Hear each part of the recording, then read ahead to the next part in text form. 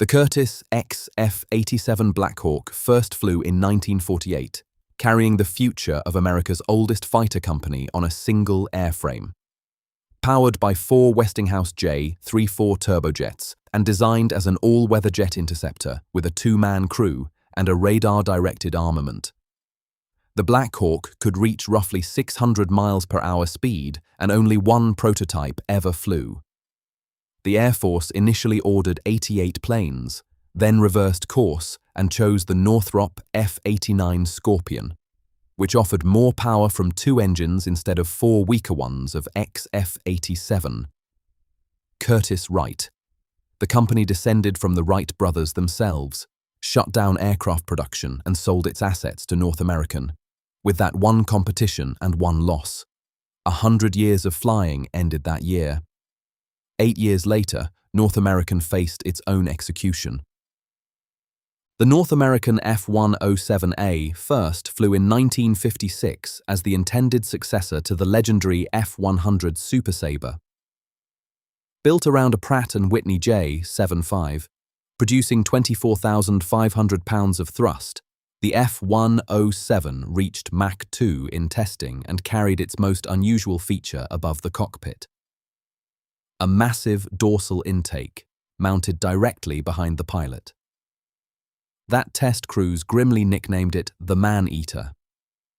It flew off against Republic's F-105 Thunder Chief, and the Air Force chose the Thunder Chief's internal bomb bay and Republic's production capacity over the F-107A. The 3 airframes were handed to National Advisory Committee for Aeronautics as research aircraft, and 2 survive in museums today. While the Air Force chose Thunder Chiefs, the Navy quietly staged a duel that pilots still argue about. The Vought X F-8U-3 Crusader first flew in 1958 as the ultimate single-seat interceptor with 29,500 pounds of afterburning thrust and pushed it to Mach 2.3. It was held back only by a windscreen that began softening from friction heat. 5 were built, and just 3 ever flew. It faced the McDonnell F-4H, the future F-4 Phantom II. Test pilots swore that Crusader 3 could outturn anything in the sky, and the Navy still chose Phantoms with 2 engines, 2 crewmen, and a radar missile philosophy over one pilot's dog-fighting brilliance. That same year, an entire nation bet its aerospace industry on a single silver delta. The Avro CF-105 Arrow first flew in 1958 as Canada's leap to the front rank of world aviation.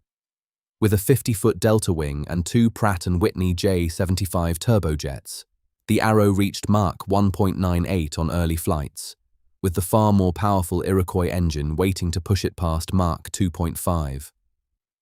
5 flying prototypes were completed.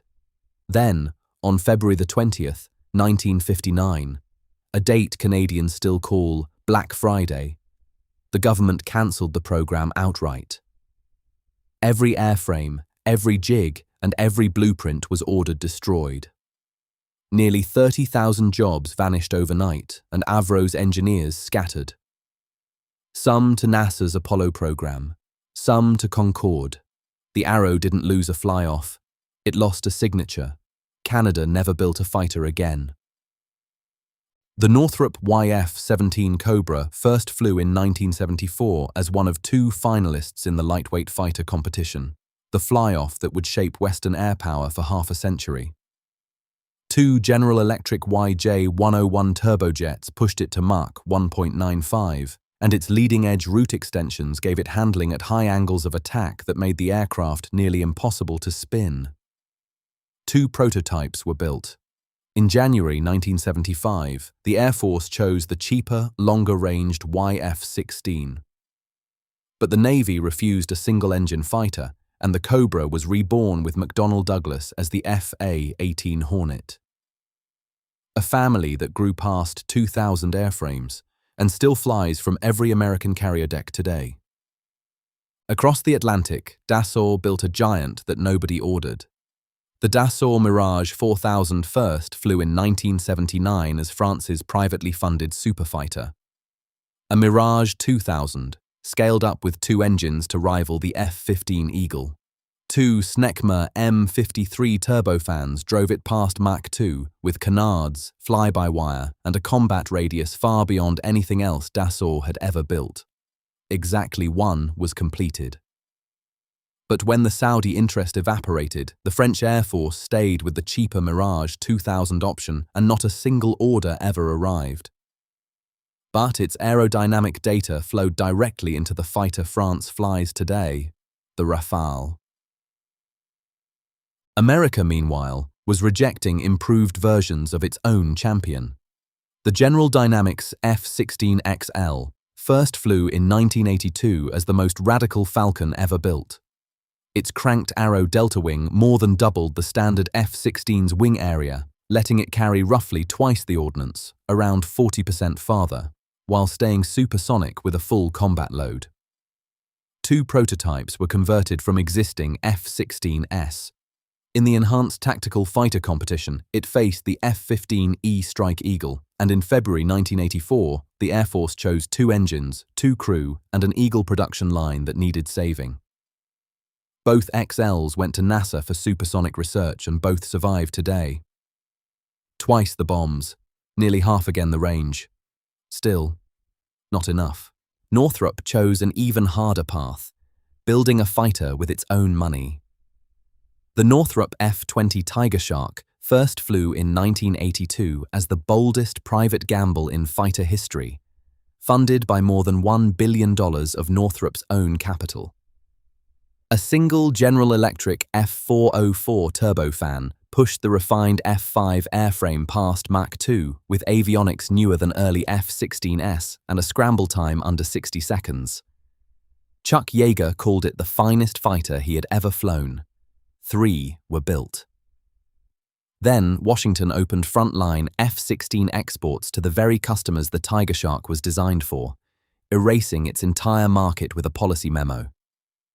2 prototypes crashed on demonstration tours, both traced to pilot blackout, and no order ever came. The Tigershark beat the clock. It lost to a signature in Washington. The IAI Lavi first flew in 1986 as Israel's bid for aerospace independence. A Delta Canard multi-role fighter, designed to outperform the very F-16 it was built alongside.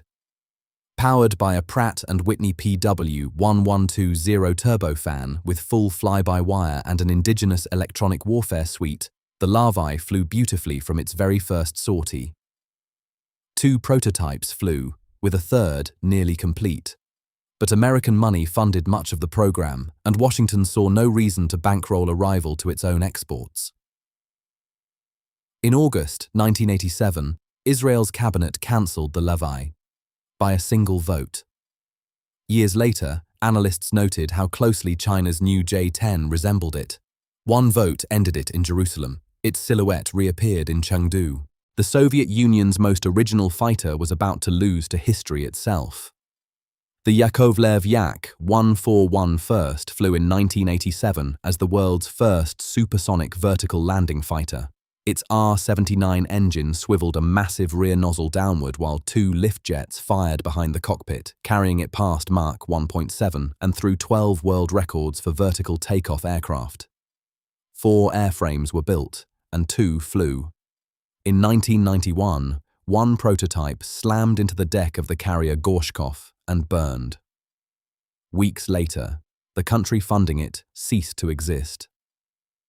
The Yakovlev, desperate for cash and funding, sold its data to Lockheed Martin, and now F-35B's swiveling nozzle traces its lineage straight back to the Yak. The original fighter died with its flag, and now its nozzle flies for the United States Marines Corps. 10 fighters, 10 runways, where history split in 2. Some were beaten by better aircraft, others were killed by budgets, politics, or a single decision behind closed doors. These are the jets that almost changed aviation forever. So tell me, which one deserved to win? Subscribe and catch the next aviation catalogue before everyone else.